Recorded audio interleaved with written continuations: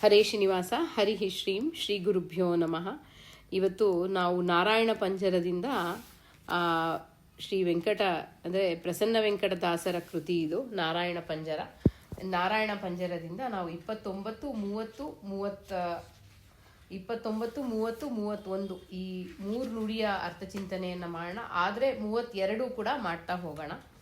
ಎಷ್ಟು ಶ್ರೀ ಹರಿವಾಯು ಗುರುಗಳು ನುಡಿಸ್ತಾರೋ ಅಷ್ಟು ಚಿಂತನೆಯನ್ನು ಮಾಡ್ತಾ ಹೋಗೋಣ. 29ನೇ ನುಡಿ ಹೀಗಿದೆ. ಬದುಕಿ ಪ್ಯಾದರೆ ನಿನ್ನ ಹೊಗಳಿ ಕೆಲಿ ಬದುಕಿ ಸೊಯ್ ನಾರಾಯಣ ನಮೋ ನಾರಾಯಣ. ಬದುಕಿ ಪ್ಯಾದರೆ ನಿನ್ನ ಹೊಗಳಿ ಕೇಳಿ ಬದುಕಿ ಸೈ ನಾರಾಯಣ ನಮೋ ನಾರಾಯಣ. ಬುಧರ ಸಂಗತಿ ಕೊಟ್ಟು ಮನ್ನಿಸೆನ್ನನು ತಂದೆ ನಾರಾಯಣ ನಮೋ ನಾರಾಯಣ. 21ನೇ ನುಡಿ ದಾಸರು ನಮಗೆ ಭಗವಂತನ ಒಂದು ಉದ್ದೇಶವಾಗೇ ಈ ಜೀವನವನ್ನು ನಡೆಸಬೇಕು ಅಂತ ಹೇಳಿ ತಿಳಿಸ್ಕೊಡ್ತಾ ಇದ್ದಾರೆ. ಭಗವಂತ ನನ್ನನ್ನು ಅಂದರೆ ಭಗವಂತನಿಗೆ ಕೇಳ್ತಾ ಇದ್ದಾರೆ ದಾಸರು. ಏನು ಅಂದರೆ ನನ್ನನ್ನು ಅಂದರೆ ನೀವು ಬದುಕಿಸುವುದಾದರೆ ನಿನ್ನನ್ನು ಕೊಂಡಾಡುತ್ತಾ ಕೀರ್ತನೆ ಮಾಡುತ್ತಾ ಬದುಕುವಂತೆ ಮಾಡು ಅಂತ ಹೇಳಿ ಈ ಉದ್ದೇಶವನ್ನು ತಿಳಿಸ್ತಾ ಇದ್ದಾರೆ. ಪ್ರತಿಯೊಂದರಲ್ಲೂ ಭಗವಂತನನ್ನು ಕಾಣ್ತಾ ಅವನ ನಾಮಸ್ಮರಣೆಯನ್ನು ಮಾಡ್ತಾ ಆ ಚಿಂತನೆಯನ್ನು ಮಾಡಿ, ಅಂದರೆ ಬುಧರ ಸಂಗತಿ ಕೊಟ್ಟು ಅಂದರೆ ಒಳ್ಳೆಯ ಒಂದು ಜ್ಞಾನಿಗಳ ಸಂಘವನ್ನು ಕೊಟ್ಟು ಉದ್ಧರಿಸು ತಂದೆ ಅಂತ ಹೇಳಿ ಇದು ಇಲ್ಲಿ ತಿಳಿಸ್ಕೊಡ್ತಾ ಇದ್ದಾರೆ. ನಮಗೆ ಈ ಬದುಕಿಗೆ ಒಂದು ಉದ್ದೇಶ ಇರಬೇಕು. ಆ ಉದ್ದೇಶವೇ ಇಲ್ಲ ಅಂತ ಹೇಳಿದ್ರೆ ನಮಗೆ ಆ ಬದುಕಲಿಕ್ಕೆ ಆಗಲ್ಲ. ಇವತ್ತು ಒಂದು ಸುಮ್ಮನೆ ಒಂದು ಚಿಂತನೆಯನ್ನು ಕೊಡ್ತೀನಿ. ಏನು ಅಂತ ಹೇಳಿದ್ರೆ ನಮ್ಮ ಮನಸ್ಸಿಗೆ ನಮ್ಮ ಬುದ್ಧಿಗೆ ಸಂಬಂಧಪಟ್ಟಂಥ ಒಂದು ಚಿಂತನೆ ಇದು. ಈ ಬದುಕಿಗೆ ಒಂದು ಬೇಗ ಒಂದು ಆನಂದ ಬೇಕು ಅಂತ ಅನ್ನಿಸ್ತಾ ಇರುತ್ತೆ. ಇದು ಒಂದು ಯಾವ ರೀತಿಯಾದಂಥ ಒಂದು ಸಣ್ಣ ಒಂದು ಮನಸ್ಸಿಗೆ ಸಣ್ಣ ಆನಂದ ಮೊಬೈಲ್ ನೋಡೋದ್ರಿಂದ ಇಲ್ಲ ಬೇರೆ ಏನೋ ಇದು ನೋಡೋದ್ರಿಂದ ನಮಗೆ ಅದು ಎಲ್ಲ ನಮ್ಮ ಇಂದ್ರಿಯಗಳಿಗೆ ಬೇಗ ಆನಂದ ಬೇಕು. ಅದೇ ರೀತಿ ಅದರಲ್ಲಿ ಆಸಕ್ತಿ ಕೂಡ ಹೊಟ್ಟೋಗ್ಬಿಡ್ತಾ ಇದೆ. ಯಾತಕ್ಕೆ ಆಸಕ್ತಿ ಹೊಟ್ಟೋಗ್ತಾ ಇದೆ ಅಂತ ಹೇಳಿದ್ರೆ ಮತ್ತೆ ನಾವು ಯಾವುದ್ರಲ್ಲೂ ನಮ್ಮನ್ನು ಕಷ್ಟಪಟ್ಟು ಮಾಡಬೇಕು ತೊಡಗಿಸ್ಕೊಳಕ್ಕೆ ಆಗ್ತಿಲ್ಲ. ಈ ಮೊಬೈಲ್ ಅನ್ನೋದು ನಮಗೆ ಒಂದು ರೀತಿಯಾದಂಥ ನಮ್ಮನ್ನು ಮುಳುಗಿಸ್ಬಿಡ್ತಾ ಇದೆ. ಒಂದು ಒಳ್ಳೆ ರೀತಿಯಲ್ಲೂ ನಡೆಸ್ಕೊಂಡು ಹೋಗುತ್ತೆ ನಾವು ಅದನ್ನು ಒಳ್ಳೆ ರೀತಿಯಲ್ಲಿ ಬಳಸಿದ್ರೆ. ಆದರೆ ಅದನ್ನ ಯಾತಕ್ಕೆ ಈ ಉದ್ದೇಶಕ್ಕೆ ಬಂದೆ ಅಂತ ಹೇಳಿದ್ರೆ ನಮಗೆ ಭಗವಂತನ ಚಿಂತನೆ ಮಾಡಲಿಕ್ಕೆ ನಮ್ಮ ಮನಸ್ಸನ್ನು ಟ್ರೈನ್ ಮಾಡಬೇಕು ನಾವು. ಅದೇ ನಾವು ಬೇರೆ ವಿಷಯಗಳೆಲ್ಲ ಹೋಗ್ಬೇಕಂದ್ರೆ ಮನಸ್ಸು ಬೇಗ ಆನಂದವನ್ನು ಕೊಡ್ತಾ ಹೋಗುತ್ತೆ. ಇವಾಗ ಸ್ಕ್ರೋಲಿಂಗ್ ಮಾಡ್ತೀವಿ ನೋಡಿ ಮೊಬೈಲನ್ನು, ಎಷ್ಟು ಸಲ ಬೇಕಾದ್ರೂ ಎಷ್ಟು ಹೊತ್ತಾದರೂ ಮಾಡ್ತೀವಿ. ಯಾಕೆ ಅಂತ ಹೇಳಿದ್ರೆ ಆ ಒಂದು ರೀತಿಯಾದಂತಹ ಆನಂದದ ಒಂದು ಇದು ಸಿಗುತ್ತೆ ನಮಗೆ. ಅದೇ ಭಗವಂತನ ಚಿಂತನೆಯನ್ನು ಮಾಡಬೇಕು ಅಂತ ಹೇಳಿದ್ರೆ ನಮಗೆ ಆ ಆನಂದ ಸಿಗೋದಿಲ್ಲ ಅಲ್ವಾ. ಅದರಲ್ಲಿ ತೊಡಗಿಸ್ಕೊಂಡು ಕಷ್ಟಪಟ್ಟು ನಾವು ಅದನ್ನು ಬಹಳ ಮನಸ್ಸಿಟ್ಟು ಭಗವಂತನ ಕಥಾಶ್ರವಣವನ್ನು ಮಾಡಿದಾಗ ಮಾತ್ರ ಚಿಂತೆ ನಮಗೆ ಇದೆಲ್ಲವೂ ಸಾಧ್ಯ ಭಗವಂತನ ನಾಮಸ್ಮರಣೆಯಿಂದ. ಅದರಿಂದ ಇಂತಹ ಒಂದು ಉದ್ದೇಶವನ್ನು ಕೊಡು ಅಂತ ಹೇಳಿ ಚಿಂತನೆಯನ್ನು ಮಾಡ್ತಾ ಇದ್ದಾರೆ ದಾಸರು. ಎಷ್ಟು ಒಂದು ಅವರು ಆಗ ಹೇಳಿದ್ದು ನಮಗೆ ಈಗ ಅದರ ಒಂದು ಉದ್ದೇಶ ನಮಗೆ ತಿಳಿಲಿಕ್ಕಾಗ್ತಾ ಇದೆ ನೋಡಿ. ಅವ್ರಿಗೆ ಈ ಮುಂದಿನ ಅವ್ರಿಗೆ ಎಷ್ಟು ಒಂದು ಅರಿವು, ಕಾಲದ ಅರಿವಿದೆ ಇತ್ತು ಅಂತ ಹೇಳಿದ್ರೆ ನಮ್ಮ ಜೀವನ ಹೀಗಿರುತ್ತೆ ಅನ್ನೋದು ಈ ರೀತಿ ನಾವು ಮಾಡ್ತಾ ಇದ್ದೀವಿ ಅಂದರೆ ಭಗವಂತನ ಅನುಗ್ರಹನೇ. ಈ ರೀತಿ ನಾವು ಚಿಂತನೆಯನ್ನು ಮಾಡ್ತಾ ಇದ್ದೀವಿ ಅಂದ್ರೂ ಭಗವಂತನ ಅನುಗ್ರಹನೇ. ಹಾಗೆ ಆ ಒಂದು ಉದ್ದೇಶ ಇದ್ದರೆ ನಿನ್ನನ್ನು ಕೊಂಡಾಡುತ್ತಾ ನಿನ್ನ ಕೀರ್ತನೆಯನ್ನು ಮಾಡ್ತಾ ನಿನ್ನ ಕಥಾಶ್ರವಣವನ್ನು ಮಾಡ್ತಾ ಕೇಳುತ್ತಾ ಬದುಕುವಂತೆ ಮಾಡು ಅಂತ ಹೇಳಿ ನಾರಾಯಣ ನಮೋ ನಾರಾಯಣ ಅಂತ ಹೇಳ್ತಾ ಇದ್ದಾರೆ. ಇಲ್ಲಿ ಶ್ರೀಮದ್ ಆಚಾರ್ಯರು ಒಂದು ಮಾತು ಹೇಳ್ತಾರೆ. ಏನು ಅಂತ ಹೇಳಿದ್ರೆ ಕೃತಯುಗದಲ್ಲಿ ಭಗವಂತನನ್ನ ಭಕ್ತಿಯಿಂದ 1000 ಕಾಲ ಪೂಜಿಸಿದಾಗ ಒಂದು ಕೃತಯುಗದಲ್ಲಿ ಹೇಗೆ ನಾವು ಪೂಜೆಯನ್ನು ಮಾಡ್ತೀವೋ ಆ ಪೂಜಿಸಿ ಲಭಿಸುವ ಫಲ ಕಲಿಯುಗದಲ್ಲಿ ಒಂದು ಕೀರ್ತನೆಯನ್ನು ಮಾಡಿ ನಾಮಸ್ಮರಣೆಯನ್ನು ಮಾಡೋದ್ರಿಂದ ಆ ಪುಣ್ಯ ನಮಗೆ ಬರುತ್ತೆ ಅಂತ ಹೇಳಿ ಶ್ರೀಮದಾಚಾರ್ಯರು ಹೇಳ್ತಾರೆ. ಅದೇ ರೀತಿ ಒಂದು ರೀತಿಯಾದಂತಹ ಮನುಷ್ಯನಿಗೆ ಬಹಳ ಸುಖ ಆಮೇಲೆ ನಿರಾಶೆಗಳು, ಆಮೇಲೆ ನಮ್ಮ ಈ ಒಂದು ವೃದ್ಧಾಪ್ಯ ಬರುತ್ತೆ. ಹಾಗೆ ಭಯ ಘೋರವಾದ ಒಂದು ವ್ಯಾಧಿಗಳು, ಭಯ, ಇದರಿಂದೆಲ್ಲ ನರಳ್ತಾ ಇರ್ತೀವಿ. ಆದರೆ ಒಂದು ನಾರಾಯಣ ಅನ್ನೋ ಒಂದು ಶಬ್ದದ ಚೆನ್ನಾಗಿ ಕೀರ್ತನೆಯನ್ನು ಮಾಡಿ ಎಲ್ಲ ದುಃಖಗಳಿಂದ ಬಿಡುಗಡೆಯನ್ನು ಕೊಡಿಸುವಂಥ ನಾಮ ನಾರಾಯಣ. ನಾರಾಯಣ ಅಂದರೆ ಭಗವಂತ ದೋಷ ದೂರನಾಗಿ ಇದ್ದಾನೆ ಅನ್ನೋ ಚಿಂತನೆ. ಹಾಗೆ ಒಂದೊಂದು ನಾಮಸ್ಮರಣೆ ಕೂಡ ಅಷ್ಟು ಒಂದು ಪ್ರಭಾವವನ್ನು ಬೀರುತ್ತೆ ಅಂತ ಹೇಳಿ ಇಲ್ಲಿ ತಿಳಿಸ್ಕೊಡ್ತಾ ಇದ್ದಾರೆ. ಹರಿ ಎಂಬ 2 ಅಕ್ಷರಗಳನ್ನು ತಿಳಿದು, ಹರತೀತಿ ಹರಿ, ಆ ಪಾಪವನ್ನು ನಾಶ ಮಾಡುತ್ತೆ ಅಂತ ಹೇಳಿ ನಾವು ಚಿಂತನೆ ಮಾಡಿದ್ರೆ, ಹರಿ ಎಂಬ 2 ಅಕ್ಷರಗಳನ್ನು ಬುದ್ಧಿಯಿಂದ ಚೆನ್ನಾಗಿ ತಿಳಿದು ಉಚ್ಚರಿಸು, ಅವನ ಸ್ಮರಣೆ ಮತ್ತೆ ಕೀರ್ತನೆ ಮಾಡುವುದರಿಂದ ಮತ್ತೆ ಒಮ್ಮೆ ಇನ್ನೊಂದು ಸಲ ನಾವು ಆ ಭೂಮಿಯಲ್ಲಿ ಹುಟ್ಟಿ ಬರಲ್ಲ ಅಂತ ಹೇಳಿ, ಆ ರೀತಿ ಭಗವಂತ ನಮ್ಮನ್ನು ರಕ್ಷಣೆಯನ್ನು ಮಾಡ್ತಾನೆ, ಆ ರೀತಿ ನಮ್ಮನ್ನು ನೋಡ್ತಾನೆ, ರಕ್ಷಣೆಯನ್ನು ಮಾಡಿ ನೋಡ್ಕೊಳ್ತಾನೆ ಅಂತ ಹೇಳಿ ಆಚಾರ್ಯರು ನಮಗೆ ತಿಳಿಸ್ಕೊಡ್ತಾರೆ. ಹಾಗೆ ಆ ಭಗವಂತನ ಒಂದು ಜ್ಞಾನಪೂರ್ವಕವಾದಂಥ ಸ್ಮರಣೆ ಮಾಡಬೇಕು. ಸುಮ್ಮನೆ ನಾವು ಫಲ ಇದೆ ಇಲ್ಲ ಅಂತ ಹೇಳಲ್ಲ. ಇವಾಗ ನಾಮಸ್ಮರಣೆ ಮಾಡೋದ್ರಿಂದ ಆ ಜೀವರ ಯೋಗ್ಯತೆ ಏನಿರುತ್ತೋ ಅದರ ಪ್ರಕಾರ ಆ ಭಗವಂತ ಆ ಒಂದು ಫಲವನ್ನು ಕೊಡ್ತಾನೆ. ಆದರೆ ಜ್ಞಾನಿಗಳಿಗೆ ಆ ಚಿಂತನೆಯನ್ನು, ಆ ಒಂದು ಅರ್ಥದ ಚಿಂತನೆಯನ್ನು ಮಾಡಿ ನಾವು ಕೀರ್ತನೆಯನ್ನು ಮಾಡಿದಾಗ ಅದರ ಫಲವೇ ಬೇರೆ ರೀತಿಯಾದಂಥ ಒಂದು ಆ ಫಲವೇ ಆತ್ಮೀಯನಾಗೋಗ್ತಾನೆ ಭಗವಂತ. ನಿನ್ನೆಯ ನುಡಿಯಲ್ಲಿ ನಾವು ಚಿಂತನೆ ಮಾಡಿದ್ವಲ್ಲ, ಭಗವಂತ ಯಾವ ರೀತಿ ನಮ್ಮನ್ನು ಆತ್ಮೀಯನಾಗಿ ನಮ್ಮನ್ನು ನೋಡ್ತಾನೆ ಅಂತ ಹೇಳಿ ಆ ರೀತಿ ಇಲ್ಲಿ ತಿಳಿಸ್ಕೊಡ್ತಾ ಇದ್ದಾರೆ. ಬುಧರ ಸಂಗತಿ ಕೊಟ್ಟು ಮನ್ನಿಸೆನ್ನನು ತಂದೆ ಅಂತ ಹೇಳಿ ಇಲ್ಲಿ ತಿಳಿಸ್ಕೊಡ್ತಾ ಇದ್ದಾರೆ. ಅದರಿಂದ ಆ ಒಂದು ಎಲ್ಲ ರೀತಿಯಾದಂಥ ಸಂಸಾರವನ್ನು ನಮ್ಮಲ್ಲಿ ಆ ಸಜ್ಜನರ ಸಂಘ ಏನು ಮಾಡುತ್ತೆ ಅಂತ ಹೇಳಿದ್ರೆ, ಆ ಭಗವಂತನ ಒಂದು ಹಾದಿಯಲ್ಲಿ ಹಾಕಿ ನಮ್ಮನ್ನು ಆ ಸಂಸಾರವನ್ನು ನಾಶ ಮಾಡಿ ಆ 4 ಎಲ್ಲ ರೀತಿಯಾದಂಥ ಪುರುಷಾರ್ಥಗಳನ್ನು, ನಮಗೆ ಆ ಪುರುಷಾರ್ಥಗಳ ಕೊಟ್ಟರೆ ನಾವು ಮುಂದೆ ಮೋಕ್ಷದ ದಾರಿಯಲ್ಲಿ ಹೋಗಲಿಕ್ಕೆ ಸಾಧ್ಯ. ಅದರಿಂದ ಆ ಪುರುಷಾರ್ಥಗಳನ್ನು ಕೊಟ್ಟು ನಮ್ಮನ್ನು ರಕ್ಷಣೆ ಮಾಡ್ತಾನೆ ಭಗವಂತನೇ. ಎಲ್ಲ ಕಾಲದಲ್ಲಿ ಆ ಸಜ್ಜನರ ಸಂಘವನ್ನು ಕೊಡಲಿ ಅಂತ ಹೇಳಿ ನಾವು ದುರ್ಜನರ ಸಂಘವನ್ನು ದೂರ ಮಾಡಿ ನಾಶ ಮಾಡಿ ಸಜ್ಜನರ ಸಂಘವನ್ನು ಕೊಡಲಿ ಅಂತ ಕೇಳ್ಕೊಳ್ತಾ ಇದ್ದಾರೆ. ಅದೇ ರೀತಿ ಈ ಸಂಸಾರದಲ್ಲಿ ಅರೆಕ್ಷಣವಾದರೂ ಸಜ್ಜನರ ಸಂಘ ದೊರಕಿದರೆ ಅದು ಒಂದು ದೊಡ್ಡ ನಿಧಿ ಇದ್ದಂತೆ. ಅದಕ್ಕೆ ಒಂದು ಏನಕ್ಕೆ ಅಂತ ಹೇಳ್ತಾರೆ. ಅದರಿಂದ ಎಲ್ಲ 4 ಪುರುಷಾರ್ಥಗಳು ಲಭಿಸುತ್ತದೆ ಅಂತ ಹೇಳಿ ಇಲ್ಲಿ ತಿಳಿಸ್ಕೊಡ್ತಾ ಇದ್ದಾರೆ. ಹಾಗೆ ಆ ಭಗವಂತನ ಈ ಒಂದು ಚಿಂತನೆ ನಮಗೆ ಹೇಳಲಿಕ್ಕೆ ಸಾಧ್ಯ ಇಲ್ಲ. ನೋಡಿ, ಶ್ರೀರಾಮ ರಾಮ ರಾಮೇತಿ ರಮೇ ರಾಮೇ ಮನೋರಮೆ ಸಹಸ್ರನಾಮ ತತ್ತುಲ್ಯಂ ರಾಮನಾಮವರಾನನೆ. ಆ ರಾಮ ಅನ್ನೋ ಒಂದು ಶಬ್ದದಲ್ಲಿ ಆ ಭಗವಂತ ಆ ಅಗ್ನಿ ಬೀಜ ಅಂದರೆ ಆ ಭಗವಂತ ಆ ರೂಪದಲ್ಲಿ ಇದ್ದಾನೆ. ಆ ಒಂದು ರಾಮನಾಮದಲ್ಲಿ ಆ ದೇಹದಲ್ಲಿ ಇರುವಂಥ ಮೂಲೆಗಳಲ್ಲಿ ಇರುವಂಥ ಪಾಪಗಳನ್ನು ಭಗವಂತ ನಾಶವನ್ನು ಮಾಡ್ತಾನೆ ಅಂತ ಹೇಳಿ ಅಷ್ಟು ಒಂದು ಮಹತ್ತಾದ ಒಂದು ಚಿಂತನೆ ಆ ಭಗವಂತನ ನಾಮಸ್ಮರಣೆಯಿಂದ ನಮಗೆ ಲಭಿಸುತ್ತೆ ಅಂತ ಹೇಳಿ ತಿಳಿಸ್ಕೊಡ್ತಾ ಇದ್ದಾರೆ. ಹೀಗೆ 29ನೇ ನುಡಿ ಬದುಕಿ ಪ್ಯಾದರೆ ನಿನ್ನ ಹೊಗಳಿಕೆಯಲ್ಲಿ ಬದುಕಿಸೈ ನಾರಾಯಣ ನಮೋ ನಾರಾಯಣ, ಬುಧರ ಸಂಗತಿ ಕೊಟ್ಟು ಮನ್ನಿಸೆನ್ನನು ತಂದೆ ನಾರಾಯಣ ನಮೋ ನಾರಾಯಣ ಅಂತ ಹೇಳಿ ತಿಳಿಸ್ಕೊಡ್ತಾ ಇದ್ದಾರೆ. 30ನೇ ನುಡಿ ಹೀಗೆ, ಕಿವಿಯಲ್ಲಿ ಮುಖದಲ್ಲಿ ನಿನ್ನ ನಾಮದ ನೆನವು ಕವಲಾಗದಂತಿರಿಸಿ ತವ ಪಾದಾಂಬುಜವ ತೋರೋ ನಾರಾಯಣ ನಮೋ ನಾರಾಯಣ. ಎಷ್ಟು ಚೆನ್ನಾಗಿದೆ ನೋಡಿ, ಕಿವಿಯಲ್ಲಿ ಮುಖದಲ್ಲಿ ನಿನ್ನ ನಾಮದ ನೆನವು ಅಂದರೆ ಎಲ್ಲ ಒಂದು ನಾವು ಇಂದ್ರಿಯಗಳು ಭಗವಂತ ಕೊಟ್ಟಿರುವಂಥ ವರ. ಆ ಇಂದ್ರಿಯಗಳಿಂದ ಏನೇ ಕರ್ಮಗಳನ್ನು ಭಗವಂತ ಮಾಡಿಸಿದ್ರೂ ಅದು ಒಂದು ಯಜ್ಞ ಅನ್ನೋ ರೂಪದಲ್ಲಿ ಅವನಿಗೆ ಸಮರ್ಪಣೆಯನ್ನು ಮಾಡಬೇಕು. ಇದಕ್ಕೆ ಆ ಜ್ಞಾನವನ್ನು ಅವನೇ ಕೊಡಬೇಕು, ನಮ್ಮಿಂದ ಅದು ಸಾಧ್ಯ ಇಲ್ಲ. ಹಾಗೆ ಆ ಕಿವಿಯಲ್ಲಿ ಭಗವಂತನ ನಾಮಸ್ಮರಣೆಯನ್ನು ಕೇಳ್ತಾ, ಅದೇ ರೀತಿ ಮುಖದಲ್ಲಿ ಬಾಯಿಂದ ನಾವು ನಾಲಿಗೆಯಿಂದ ನಾವು ಚೆನ್ನಾಗಿ ನಾಮವನ್ನು ನುಡಿತಾ ಒಂದು ಕವಲಾಗದಂತೆ ಅಂತ ಅಂದರೆ ಒಂದು ಕ್ಷಣ ಕೂಡ ಮರೆಯದಂತೆ, ನಿನ್ನ ನೆನಪು ಬೇರೆ ಕಡೆಗೆ ಹೋಗದಂತೆ ನಿನ್ನ ಪಾದ ಕಮಲಗಳಲ್ಲಿ ತೋರಿಸು ಅಂತ ಹೇಳಿ ನಾರಾಯಣ ನಿನಗೆ ನಾರಾಯಣ ನಮಸ್ಕಾರ ಅಂತ ಹೇಳಿ ದಾಸರು ಹೇಳ್ತಾ ಇದ್ದಾರೆ ಇಲ್ಲಿ. ಕುರುಭುಂಕ್ಷ ಕರ್ಮ ನಿಜಂ ನಿಯತಂ ಹರಿಪಾದ ವಿನಮ್ರದಿಯಾ ಸತತಂ ಅಂತ ಹೇಳಿ ಶ್ರೀಮದಾಚಾರ್ಯರು ದ್ವಾದಶ ಸ್ತೋತ್ರದಲ್ಲಿ ಹೇಳ್ತಾ ಇದ್ದಾರೆ. ಒಂದು ನಿಮಿಷ ಕೂಡ ನೀನು ಬಿಡದೆ ಆ ಭಗವಂತನ ಪಾದದಲ್ಲಿ ಎಲ್ಲ ಲೌಕಿಕದ ವಿಷಯಗಳನ್ನು ಬಿಟ್ಟು ಆ ಭಗವಂತನ ನಾಮಸ್ಮರಣೆಯಲ್ಲೇ ಇರಲಿ ನಿನ್ನ ಮಾತು ಅಂತ ಹೇಳಿ, ನಿನ್ನ ಪ್ರತಿಯೊಂದು ಇಂದ್ರಿಯ ಅವನ ಒಂದು ಚಿಂತನೆಯಲ್ಲಿ ಅವನ ಪಾದದ ಒಂದು ಸ್ಮರಣೆಯಲ್ಲೇ ಇರಲಿ ಅಂತ ಹೇಳಿ ತಿಳಿಸ್ಕೊಡ್ತಾ ಇದ್ದಾರೆ.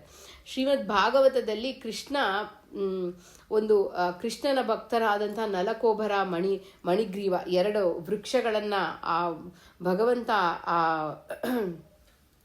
ಒರಳು ಕಲ್ಲಿಂದ ಹಾಕಿ ಬೇರೆಯನ್ನ ಮಾಡ್ತಾನೆ. ಹಾಗೆ ಆ ಪ್ರಾರ್ಥನೆ ಅಂದರೆ ಕುಬೇರನ ಮಕ್ಕಳು ಇಬ್ಬರು, ನಲಕೋಬರ ಮಣಿಗ್ರೀವರು, ಇವರ ಒಂದು ಪ್ರಾರ್ಥನೆ ಹೀಗಿದೆ ನೋಡು: ಕೃಷ್ಣ, ನಿನ್ನ ಗುಣಗಾನ ಮಾಡುವುದರಲ್ಲಿ ನಮ್ಮ ಮುಖವೂ ಇರಲಿ, ಕಿವಿಗಳು ನಿನ್ನ ನಾಮ ಕಥಾಶ್ರವಣದಲ್ಲಿ ಇರಲಿ, ನಿನ್ನ ಮಂದಿರ ಮಾರ್ಜನಾದಿ ಕ್ರಿಯೆಗಳಲ್ಲಿ ನಮ್ಮ ಕೈಗಳಿರಲಿ, ಹಾಗೆ ಮನಸ್ಸು ನಿನ್ನ ಪಾದಗಳ ಸ್ಮರಣೆಯಲ್ಲಿ ಇರಲಿ, ನಮ್ಮ ತಲೆಯು ನಿನಗೆ ನಮಸ್ಕಾರ ಮಾಡುವುದರಲ್ಲಿ ತೊಡಗಲಿ, ಕಣ್ಣುಗಳು ನಿರ್ದುಷ್ಟವಾದ ನಿನ್ನ ಮೂರ್ತಿಗಳ ದರ್ಶನ ಮಾಡುವಲ್ಲಿ ನಿರತವಾಗಿರಲಿ, ನಿನ್ನ ಪ್ರತಿಮಾರೂಪನಾದ ಸಜ್ಜನರನ್ನು ನೋಡುವಲ್ಲಿ ನಮ್ಮ ದೃಷ್ಟಿಯೂ ಇರಲಿ ಅಂತ ಹೇಳಿ ಕೇಳ್ಕೊಳ್ತಾರಂತೆ ಆ ಭಕ್ತರು.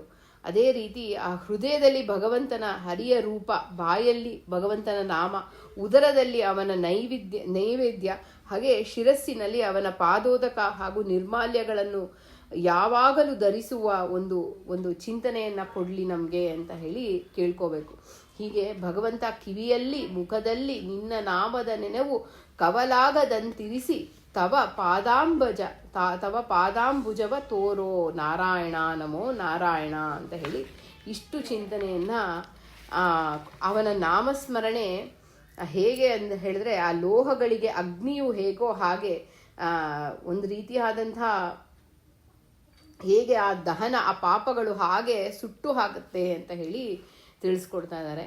ಹಾಗೆ ಭಗವಂತ ಕೃಷ್ಣಾಮೃತ ಅಂದರೆ ಕೃಷ್ಣಾಮೃತಂ ನಾಮ ಪರಮಾನಂದ ಕಾರಣಂ ಅಂತ ಹೇಳಿ ಹೇಳ್ತಾರೆ. ಭಗವಂತನ ನಾಮಸ್ಮರಣೆ ಆನಂದವನ್ನು ಉಂಟು ಮಾಡುತ್ತೆ ನಮಗೆ. ನಾವು ಒಂದು ರಿದಮಿಕ್ಕಾಗಿ ಹೇಳ್ತೀವಿ ಅಂತ ಹೇಳ್ತೀವಿ. ಆ ರಿದಮಿಕ್ಕಾಗಿ ಸುಮ್ಮನೆ ಇವಾಗ ವಿಠ್ಠಲ ವಿಠ್ಠಲ ವಿಠ್ಠಲ ವಿಠ್ಠಲ ವಿಠ್ಠಲ ವಿಠ್ಠಲ ವಿಠ್ಠಲ ವಿಠ್ಠಲ ಅಂತ ಹೇಳ್ತೀವಿ ಅಲ್ವಾ, ಅದು ಹೇಳೋದೇ ನಮ್ಗೆ ಎಷ್ಟು ಆನಂದ ಕೊಡುತ್ತೆ. ನಮಗೆ ಅದರ ಅರ್ಥಚಿಂತನೆ ಕೂಡ ಮಾಡದೆ ಸುಮ್ಮನೆ ಒಂದು ಭಕ್ತರ ಸಂಘದಲ್ಲಿ ಹೋಗಿ ಎಲ್ಲರೂ ಆ ನಾಮಸ್ಮರಣೆಯನ್ನು ಮಾಡ್ತಾ ಅಲ್ಲಿ ಒಂದು ಕ್ಷಣ ನಾವು ನಿಂತಾಗ ಕೂಡ ಮೈ ಮರೆಸುತ್ತೆ ನಮ್ಮನ್ನು. ಹಾಗೆ ಆ ಭಗವಂತನ ನಾಮಸ್ಮರಣೆಯನ್ನು ತಿಳಿದು, ಅರ್ಥವನ್ನು ತಿಳಿದು ಆ ಅಮೃತವನ್ನು ನಾವು ಪಾನ ಮಾಡಿದಾಗ ಎಷ್ಟು ಅದರ ಒಂದು ಅನುಭವ ಆಗುತ್ತೆ ಅಂತ ಹೇಳಿ ಇಲ್ಲಿ ದಾಸರು ತಿಳಿಸ್ಕೊಡ್ತಾ ಇದ್ದಾರೆ 30ನೇ ನುಡಿಯಲ್ಲಿ. ಹೇಗೆ ಅಂತ ಹೇಳಿದ್ರೆ, ಆ ನಾಮಸ್ಮರಣೆ ಯಾವ ರೀತಿ ನಮ್ಮನ್ನು ಉದ್ಧಾರ ಮಾಡುತ್ತೆ ಅಂದರೆ, ಯಾವ ರೀತಿ ಭಕ್ತರನ್ನು ಉದ್ಧಾರ ಮಾಡುತ್ತೆ ಅಂತ ಹೇಳಿದ್ರೆ, ಆ ಒಂದು ಚಾಂಡಾಳ ಇರ್ತಾನಲ್ಲ, ನಾಯಿಯನ್ನು ತಿನ್ನುವ ಚಾಂಡಾಳ ಸಹ ತತ್ಕ್ಷಣದಲ್ಲಿ ಆ ಯಜ್ಞ ಮಾಡಲು ಸಮರ್ಥನಾಗುವ ಅಷ್ಟು ಒಂದು ಪವಿತ್ರನಾಗಿ ಪೂಜ್ಯನಾಗುವನು ಅಂತ ಹೇಳಿ ಹೇಳ್ತಾರೆ. ಇಂಥ ನಾರಾಯಣನ ನಾಮಸ್ಮರಣೆ ಅಷ್ಟು ಒಂದು ಪಾವನವನ್ನು ಮಾಡುತ್ತೆ ಅಂತ, ನಾರಾಯಣ ನಿನಗೆ ನಮಸ್ಕಾರಗಳು ಅಂತ ಹೇಳಿ ದಾಸರು ಇಲ್ಲಿ ತಿಳಿಸ್ಕೊಡ್ತಾ ಇದ್ದಾರೆ ನಮಗೆ. 31ನೇ ನುಡಿ ಹೀಗಿದೆ: ಭವಭವದಿ ತೊಳಲಿ ಬಳಲಿ ಬಲುದಣಿದೆ ನಾರಾಯಣ ನಮೋ ನಾರಾಯಣ, ಭವವಿರಿಂಚಾದಿ ಕರಿಗ ಭಯಧನೆ ನೀ ಸಲಹು ನಾರಾಯಣ ನಮೋ ನಾರಾಯಣ ಅಂತ ಹೇಳಿ ತಿಳಿಸ್ಕೊಡ್ತಾರೆ.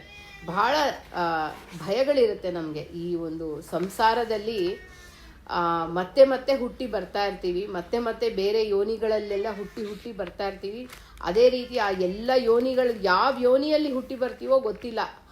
ಆ ರೀತಿಯಾಗಿ ಆ ಸಂಸಾರದಲ್ಲಿ ಮತ್ತೆ ಬರುತ್ತಾ ಬಳಲಿ ಬಹಳವಾಗಿ ದಣಿದಿ ಒಂದು ರೀತಿ ಆ ದಣಿಕೆ ಅಂದರೆ ಒಂದು ರೀತಿ ಆದಂಥ ಒಂದು ಸುಸ್ತಾಗಿ ಹೋಗಿರುತ್ತೆ ನಮಗೆ. ಮತ್ತೆ ಅಪ್ಪ ಈ ಸಂಸಾರ ಬೇಡ, ಇದು ಬೇಡವೇ ಬೇಡ ಅನ್ನೋಷ್ಟು ಚಿಂತನೆ ಬರುತ್ತೆ. ಹಾಗೆ ಮತ್ತೆ ಬಂದರೂ ಸಹ ನೀನು ರಕ್ಷಣೆ ಮಾಡಬೇಕು ನಾರಾಯಣ ಅಂತ ಕೇಳ್ತಾ ಇದ್ದಾರೆ. ಹಾಗೆ ಭವ ವಿರಿಂಚಾದಿ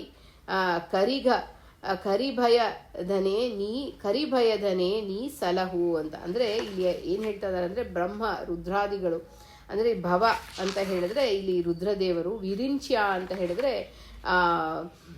ಬ್ರಹ್ಮದೇವರು, ಮತ್ತು ಎಲ್ಲ ದೇವತೆಗಳು ಮೊದಲಾದ ದೇವತೆಗಳನ್ನು, ಗಜೇಂದ್ರನನ್ನು ಇಲ್ಲಿ ಕರಿಗ ಭಯದನೆ ನೀ ಸಲಹು ಅಂತ. ಗಜೇಂದ್ರನನ್ನು ರಕ್ಷಿಸಿದ ಭಗವಂತನೇ, ನಾರಾಯಣ ರೂಪಿಯೇ ನಿನಗೆ ನಮಸ್ಕಾರ ಅಂತ ಹೇಳಿ ತಿಳಿಸ್ಕೊಡ್ತಾ ಇದ್ದಾರೆ. ಇಲ್ಲಿ ದೇವಹೂತಿ ಒಂದು ಕಪಿಲ ರೂಪಿ ಪರಮಾತ್ಮನನ್ನ ಕುರಿತು ಒಂದು ಮಾತನ್ನು ಹೇಳ್ತಾಳೆ. ಅದು ತುಂಬ ಚೆನ್ನಾಗಿದೆ ಆ ಮಾತು. ಏನು ಅಂದರೆ, ಗುಣಪೂರ್ಣ ಭಗವಂತ ಈ ಸಂಸಾರದಲ್ಲಿ ದುಷ್ಟ ಇಂದ್ರಿಯಗಳ ವಿಷಯಗಳನ್ನು ಚಿಂತನೆಯನ್ನು ಮಾಡ್ತಾ ಇಂದ್ರಿಯಗಳನ್ನು ತೃಪ್ತಿಪಡಿಸುವುದರಲ್ಲೇ ನನ್ನ ಬದುಕು ಆಗ್ಬಿಟ್ಟಿದೆ. ಹಾಗೆ ಈ ರೀತಿ ಲಾಲಿಸುವ ಇಂದ್ರಿಯಗಳಿಂದ ನಾನು ಅಜ್ಞಾನವನ್ನು ಹೊಂದಿದ್ದೀನಿ ಅಂತ ಹೇಳ್ತಾಳೆ ದೇವಹೂತಿ. ಹಾಗೆ ಆ ಪ್ರಹ್ಲಾದ ರಾಜರು ಭಗವಂತನನ್ನು ಕುರಿತು ಈ ರೀತಿ ನನ್ನನ್ನು ರಕ್ಷಣೆಯನ್ನು ಮಾಡು ಅಂತ ಹೇಳಿ ದೇವಹೂತಿ ಆ ಕಪಿಲರೂಪಿ ಭಗವಂತನನ್ನು ಚಿಂತನೆಯನ್ನು ಮಾಡ್ತಾರೆ. ಹಾಗೆ ಆ ಭಗವಂತನ ನಮಗೆ ಈ ಸಂಸಾರದಲ್ಲಿ ಮತ್ತೆ ಮತ್ತೆ ಹುಟ್ಟಿ ಬಂದು ನಮಗೆ ಬಹಳ ಒಂದು ರೀತಿಯಾದಂಥ ಬೇಡವೇ ಬೇಡಪ್ಪ ಈ ಸಂಸಾರ ಅಂತ ಅನಿಸುತ್ತೆ. ಅದು ಕ್ಷಣಿಕ ಅಷ್ಟೇ. ಆ ಸ್ಮಶಾನ ವೈರಾಗ್ಯ ಅಂತ ಹೇಳ್ತಾರೆ. ಒಂದೊಂದು ಕ್ಷಣದಲ್ಲಿ ತುಂಬ ಕಷ್ಟ ಬಂದಾಗ ಆ ಕ್ಷಣದಲ್ಲಿ ಮಾತ್ರ ಹಾಗೆ ಅನಿಸುತ್ತೆ ನಮಗೆ. ಮತ್ತೆ ಏನಾಗುತ್ತೆ, ಮತ್ತೆ ಆನಂದವಾಗೇ ಇರ್ತೀವಿ, ಮತ್ತೆ ಇದು ಚೆನ್ನಾಗಿದೆ ಅಂತ ಅನಿಸ್ತಾ ಇರುತ್ತೆ. ಮತ್ತೆ ಏನು ನಮಗೇನು ಕಡಿಮೆ ಆಗಿದೆ, ನಾವು ಚೆನ್ನಾಗಿರ್ಬೋದಲ್ಲ ಅನ್ನೋ ಒಂದು ಭಾವ ನಮ್ಮಲ್ಲಿ ಬರ್ತಾ ಇರುತ್ತೆ. ಅದನ್ನೆಲ್ಲ ಬಿಡಿಸು ಅಂತ ಹೇಳಿ ದಾಸರು ಕೇಳ್ಕೊಳ್ತಾ ನಿನ್ನ ದಾಸ್ಯವನ್ನ, ಅಂದರೆ ಆ ದಾಸ್ಯವನ್ನು ನನಗೆ ಅನುಗ್ರಹಿಸು ಅಂತ ಹೇಳಿ. ಅಲ್ಲಿ ಪ್ರಹ್ಲಾದ ರಾಜರು ಕೇಳ್ತಾರೆ, ಈ ಸಂಸಾರದಲ್ಲಿ ಹುಟ್ಟಿ ಬಂದು ಎಲ್ಲ ಯೋನಿಗಳಲ್ಲಿ ಮತ್ತೆ ಮತ್ತೆ ಬಂದು ಹುಟ್ಟಿ ಬರ್ತಿದ್ದೀನಿ, ಇಂಥ ಒಂದು ಯೋನಿಯಲ್ಲಿ ಹುಟ್ಟಿ ಬಂದು ನನಗೆ ಒಂದು ಬೆಂಕಿಯಲ್ಲಿ ಬೇಯುತ್ತಾ ಬಳಲಿ ಹೋಗಿದ್ದೇನೆ ಅಂತ ಹೇಳ್ತಾರೆ. ಯಾರು? ಪ್ರಹ್ಲಾದ ರಾಜರು. ಈ ದುಃಖಗಳನ್ನು ಕಳೆದುಕೊಳ್ಳಲು ಬಳಸಿದ ಔಷಧಿಗಳು ದುಃಖವನ್ನೇ ತರುತ್ತವೆ. ಮತ್ತೆ ಮತ್ತೆ ಈ ಔಷಧಿ ಎಲ್ಲ ತಗೊಳ್ತಿರ್ತೀವಲ್ಲ, ಆ ಘೋರವಾದಂಥ ಒಂದು ರೀತಿಯಾದಂಥ ರೋಗಗಳಕ್ಕೆಲ್ಲ ಮತ್ತೆ ನಾವು ಆ ದುಃಖಗಳನ್ನೇ ತರ್ತಾ ಇದೆ ಅಂತ ಹೇಳ್ತಾರೆ. ಇದನ್ನ ಪರಿಹಾರಕ್ಕಾಗಿ ನಿನ್ನ ದಾಸ್ಯವನ್ನು ನನಗೆ ಅನುಗ್ರಹಿಸು ಅಂತ ಪ್ರಹ್ಲಾದ ರಾಜರು ಕೇಳ್ಕೊಳ್ತಾರೆ. ನಿನ್ನ ದಾಸ್ಯವನ್ನ ಕೊಡು ನನಗೆ, ನಿನ್ನ ನಾಮಸ್ಮರಣೆಯನ್ನ ಕೊಡು. ಆ ದೈತ್ಯ ಬಾಲಕರಿಗೆ ಕೂಡ ಎಲ್ಲ ಚಿಂತನೆಯನ್ನ ಜ್ಞಾನವನ್ನ ಕೊಡ್ತಾ ಹೋಗ್ತಾರೆ ಪ್ರಹ್ಲಾದ ರಾಜರು. ಹಾಗೆ ನಿನ್ನ ದಾಸ್ಯವನ್ನ ಕೊಡು ಅಂತ ಹೇಳಿ ಇಲ್ಲಿ ಹೇಳ್ತಾರೆ. ರುದ್ರದೇವರು ನೋಡಿ, ರುದ್ರದೇವರಿಗೆ ಆ ಮೋಹಿನಿ ಅವತಾರದಲ್ಲಿ ಬಂದು ಇಲ್ಲ ನಾನು ನಿನ್ನನ್ನು ನೋಡಲೇಬೇಕು ಈ ರೀತಿಯಲ್ಲಿ ಅದಕ್ಕೆ ಹರಿಕಥಾಂಸಾರದಲ್ಲಿ ಜಗನ್ನಾಥ ದಾಸರು ಮೋಹಿಸಿ ಕೆಡಿಸಿ ಅಂತ ಹೇಳ್ತಾರೆ. ಕೆಡಿಸಿ ಉದ್ಧಾರವನ್ನ ಮಾಡಿದ್ಯಾ ಭಗವಂತ ಅಂತ ರುದ್ರದೇವರನ್ನ ರಕ್ಷಣೆಯನ್ನ ಮಾಡಿರ್ತಾರೆ. ಬ್ರಹ್ಮದೇವರು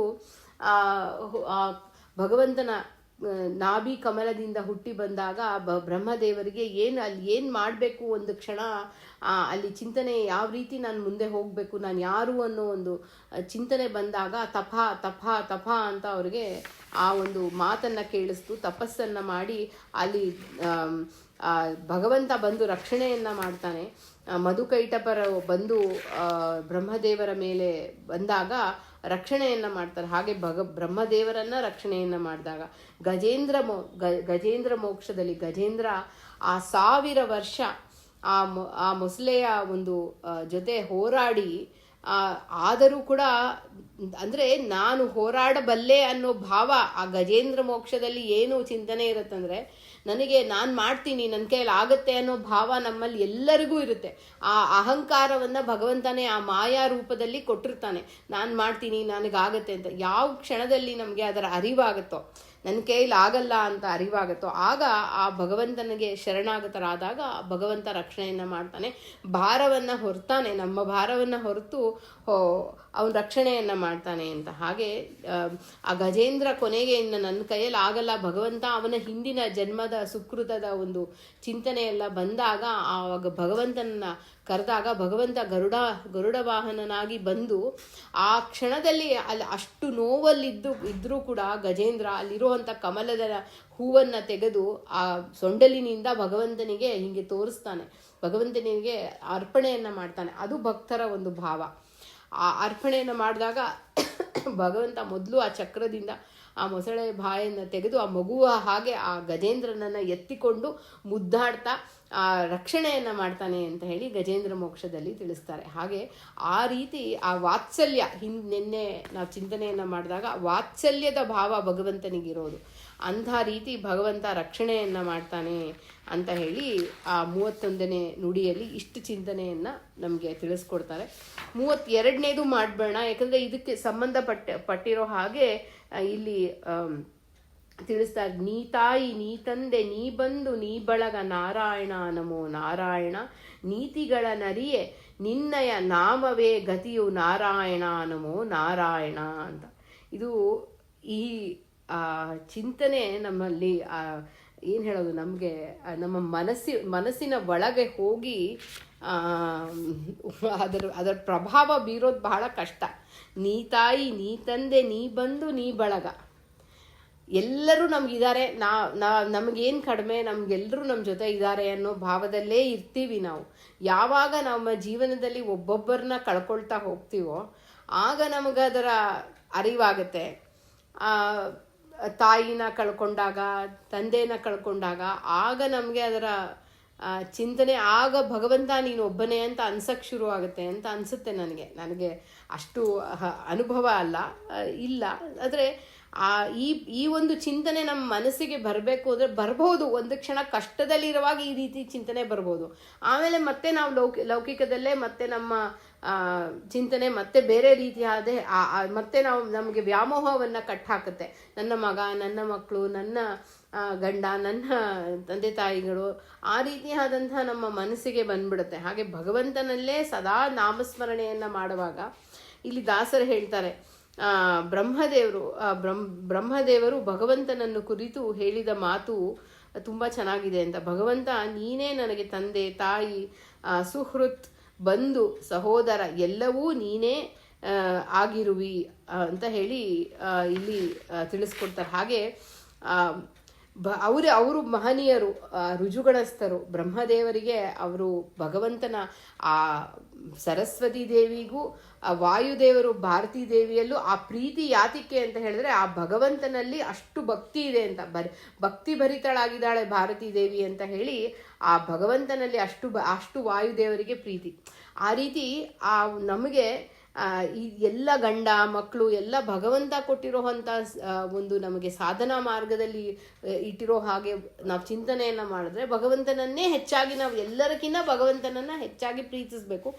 ಅದು ಅವನೇ ಆ ಬುದ್ಧಿಯನ್ನು ನಮಗೆ ಕೊಡಬೇಕು ಅಂತ ಇಲ್ಲಿ ಹೀಗೆ ಬ್ರಹ್ಮದೇವರು ಹೇಳ್ತಾರೆ. ಹಾಗೆ ಅರ್ಜುನನನ್ನು ಕುರಿತು ಕೃಷ್ಣ ಒಂದು ಮಾತನ್ನು ಹೇಳ್ತಾನೆ. ಏನು ಅಂತ ಹೇಳಿದ್ರೆ, ಅರ್ಜುನನೇ ಈ ಜಗತ್ತಿನ ತಾಯಿ, ತಂದೆ, ಪೋಷಕ, ಪಿತಾಮಹ ಎಲ್ಲವೂ ನಾನೇ ಆಗಿದ್ದೇನೆ. ನೋಡಿ, ನಮಗೆ ಎಚ್ಚರ ಬರ್ಲಿಕ್ಕೆ ಸಾಧ್ಯ ಇಲ್ಲ, ನಿದ್ದೆ ಬರ್ಲಿಕ್ಕೆ ಸಾಧ್ಯ ಇಲ್ಲ, ಎಲ್ಲವೂ ಅವನು ಕೊಡಬೇಕು. ಮಲಮೂತ್ರ ವಿಸರ್ಜನೆ ಕೂಡ ಅವ್ನು ಎತ್ಕೊಂಡು, ನಾವು ಮಗುವನ್ನ ಹೇಗೆ ಎತ್ಕೊಂಡು ಹೋಗಿ ಎಲ್ಲ ಒಂದು ಮಾಡಿಸಿ ಎಲ್ಲ ನಾವು ತೊಳೆದು ತಾಯಿ ಹೇಗೆ ಮಾಡ್ತಾಳೋ ಹಾಗೇ ನಮಗೆ ಮಾಡ್ತಾನೆ ಭಗವಂತ. ಅದರ ಅರಿವು ನಮಗಿರಲ್ಲ ಅಷ್ಟೇ. ನಾವೇನು ಅಂದ್ಕೊಳ್ತೀವಿ, ನಾವೇ ಹೇಳ್ತೀವಿ, ನಾವೇ ಹೋಗ್ತೀವಿ, ನಾವೇ ಎಲ್ಲ ಕಡೆ ಕೆಲಸ ಮಾಡ್ತೀವಿ ಅಂತ. ಪ್ರತಿಯೊಂದರಲ್ಲೂ ಅವನು ಧಾರಣೆಯನ್ನು ಮಾಡಬೇಕು. ಶರೀರದಲ್ಲಿ ನಿಂತು ಧಾರಣೆಯನ್ನು ಮಾಡಿದರೆ ಆ ಇಂದ್ರಿಯಗಳು ಕೆಲಸ ಮಾಡುತ್ತೆ. ಇಲ್ಲ ಅಂದರೆ ಬಟ್ ನಮ್ಮ ಮನಸ್ಸಿನಲ್ಲಿ ಏನು ಅಂದರೆ ಎಲ್ಲವೂ ನಾನೇ ಮಾಡ್ತೀನಿ ಅಂತ ಹೇಳಿ ಅನ್ನೋ ಒಂದು ಭಾವ ನಮ್ಮ ಮನಸ್ಸಲ್ಲಿ ಇರುತ್ತೆ. ಹಾಗೆ ಎಲ್ಲವೂ ನೀನೇ ಆಗಿದೆಯಾ ಭಗವಂತ ಅಂತ. ನೀತಿಗಳ ನರಿಯೇ ನಿನ್ನ ನಾಮವೇ ಗತಿಯು ಅಂತ. ನನಗೆ ಭಗವಂತ ಆ ನೀತಿಶಾಸ್ತ್ರಗಳು ಎಲ್ಲ ಗೊತ್ತಿಲ್ಲ, ನನಗೆ ತಿಳಿದಿಲ್ಲ. ನಿನ್ನ ನಾಮವೇ ನನಗೆ ಗತಿಯು ಅಂತ. ಈ ಸುಂದರವಾದಂಥ ನಾಮ ನೋಡಿ, ಭಗವಂತ ಅನಂತ ನಾಮಗಳು, ಅನಂತ ಗುಣಗಳು ಇದೆ. ಒಂದು ಗಂಗಾ ನದಿ ಇದೆ. ಗಂಗಾ ನದಿ ಎಲ್ಲಿ ಆ ಸ್ವರ್ಗದಿಂದ ಹರಿದು ಬರ್ತಾಳೆ.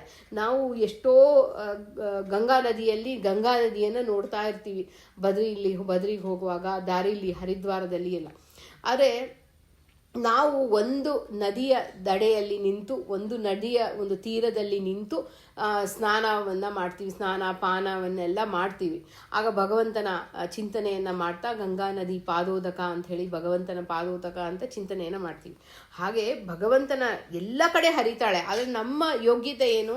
ಒಂದು ಕಡೆ ನಿಂತು ಒಂದು ಸಣ್ಣ ತೀರದಲ್ಲಿ, ಆ ನದಿ ತೀರದಲ್ಲಿ ನಿಂತು ನಾವು ಸ್ನಾನವನ್ನು ಮಾಡೋದು ನಮ್ಮ ಯೋಗ್ಯತೆ. ಹಾಗೆ ಭಗವಂತನ ಅನಂತ ನಾಮಗಳಿದೆ ಅಲ್ವಾ? ಆ ಅನಂತ ನಾಮಗಳಿಗೆ ಒಂದು ನಾಮಸ್ಮರಣೆಯನ್ನು ನಾವು ದಿನನಿತ್ಯ ಮಾಡಿದ್ರೂ ಕೂಡ ಅವನು ನಮ್ಮನ್ನು ರಕ್ಷಣೆಯನ್ನು ಮಾಡ್ತಾನೆ ಅಂತ ಹೇಳಿ ಇಲ್ಲಿ ತಿಳಿಸ್ಕೊಡ್ತಾರೆ. ಹಾಗೆ ನಂಗೆ ನೀತಿಗಳು ಶಾಸ್ತ್ರಗಳು ಗೊತ್ತಿಲ್ಲ, ಆದರೆ ಒಂದು ನಾಮವೇ ನನಗೆ ಗತಿ ನಿಶ್ಚಿತ. ಹಾಗೆ ಅಂದರೆ ಶಿವ ರುದ್ರದೇವರು, ಪಾರ್ವತಿ ದೇವಿ ಈ ರೀತಿಯಾದಂಥ ಸಮಸ್ತ ಒಂದು ಭಗವಂತನ ರಾಮನಾಮದ ಸ್ಮರಣೆಯನ್ನು ಮಾಡಿ ಅಂತ ಹೇಳಿ ನಮಗೆ ನೀತಿಯನ್ನು ಹೇಳಿದ್ದಾರೆ. ಅದರ ಕುರಿತು ಒಂದು ರೀತಿಯಾದಂಥ ನಮಗೆ ಅರ್ಥ ಚಿಂತನೆಯನ್ನು, ರಾಮನಾಮದ ಸ್ಮರಣೆಯನ್ನು ಮಾಡೋದ್ರಿಂದ ಎಷ್ಟು ನಮ್ಮ ಪಾಪಗಳೆಲ್ಲ ಹೋಗುತ್ತೆ ಅಂತ ಹೇಳಿ ತಿಳಿಸ್ಕೊಟ್ಟಿದ್ದಾರೆ. ಹಾಗೆ ಸಮಸ್ತ ಎಲ್ಲ ರೀತಿಯಾದಂಥ ಭಗವಂತನ ಎಲ್ಲದಕ್ಕೂ ಭಗವಂತ ಕಾರಣನಾಗಿದ್ದಾನೆ. ಇಂಥ ನಾಮಸ್ಮರಣೆಯನ್ನು ಮಾಡಿ ಸದಾಕಾಲ ಅಂತ ಹೇಳಿ ತಿಳಿಸ್ಕೊಡುವಂಥ ಈ ನುಡಿ ನೋಡಿ. ಹಿಂದಿನ ಒಂದು ನುಡಿ ನಾವು ಚಿಂತನೆ ಮಾಡಿದ್ವಿ ಅಲ್ಲ, 31ನೇ ನುಡಿಯಲ್ಲ, 30ನೇ ನುಡಿ. ಕಿವಿಯಲ್ಲಿ ಮುಖದಲ್ಲಿ ನಿನ್ನ ನಾಮದ ನೆನವು ನಾರಾಯಣ ನಮೋ ನಾರಾಯಣ. ಇಲ್ಲಿ ಧನ್ವಂತ್ರಿಯ ಒಂದು ಹಾಡಿದೆ, ಇದನ್ನು ಹೇಳಬೇಕು ಅಂತ ಅನ್ನಿಸ್ತು ನನಗೆ, ಅದರಿಂದ ನಾನು ನಿಮ್ಗೆ ಹೇಳ್ತಾ ಇದ್ದೀನಿ. ಆವರೋಗವು ಎನಗೆ ದೇವಧನ್ವಂತ್ರಿ, ಸಾವಧಾನದಿಯನ್ನ ಕೈ ಪಿಡಿದು ನೋಡಯ್ಯ, ಆವರೋಗವು ಎನಗೆ ದೇವ ಧನ್ವಂತ್ರಿ. ಹರಿಮೂರ್ತಿಗಳು ಎನ್ನ ಕಂಗಳಿಗೆ ಕಾಣಿಸದು, ಹರಿಕೀರ್ತನೆಯು ಕೇಳಿಸದು ಕಿವಿಗೆ. ಹರಿನಾಮ ಮಂತ್ರ ನಾಲಿಗೆಗೆ. ಹೀಗೆ ಈ ಹಾಡನ್ನು ಹೇಳಬೇಕು ಅಂದ್ಕೊಂಡೆ ನೋಡಿ, ಮರೆಸ್ಬಿಡ್ತಾನೆ ದೇವರು. ಅವನೇ ಆ ಜ್ಞಾನವನ್ನು ಕೊಡಬೇಕು, ಎಲ್ಲವೂ ಅವನೇ ಕೊಡೋನು. ಅದರಿಂದ ಆ ಭಗವಂತನ ಒಂದೊಂದು ನಾಮಗಳು ನಮಗೆ ಬರಬೇಕು ಅಂದರೆ ಅವನ ಅನುಗ್ರಹ ಇರಬೇಕು, ಯಾವುದೂ ರುಚಿಸಲ್ಲ ಅಂತ ಹೇಳಿ. ಹಾಗೆ ಇಷ್ಟು ಚಿಂತನೆಯನ್ನು ಇವತ್ತು 4 ನುಡಿಯ ಅರ್ಥ ಚಿಂತನೆಯನ್ನು ಮಾಡಿದ್ದೀವಿ. ಇದನ್ನು ಭಗವಂತನಿಗೆ ಅವನೇ ಶ್ರೀ ಹರಿವಾಯು ಗುರುಗಳು ಎಷ್ಟು ನುಡಿಸಿದಾರೋ ಅಷ್ಟು ನಾನು ನಿಮ್ಮ ಮುಂದೆ ಹೇಳಿದ್ದೀನಿ. ಇದನ್ನು ಸಮರ್ಪಣೆಯನ್ನು ಮಾಡೋಣ. ಭಾರತೀರಮಣ ಮುಖ್ಯ ಪ್ರಾಣ ಅಂತರ್ಗತ ಬಿಂಬಮೂರ್ತಿ ಪ್ರೇರಣಾ ಬಿಂಬಮೂರ್ತಿ ಪ್ರೀತ್ಯರ್ಥಂ ಶ್ರೀಕೃಷ್ಣ ಅರ್ಪಣ ಮಸ್ತು. ಹರೇ ಶ್ರೀನಿವಾಸ.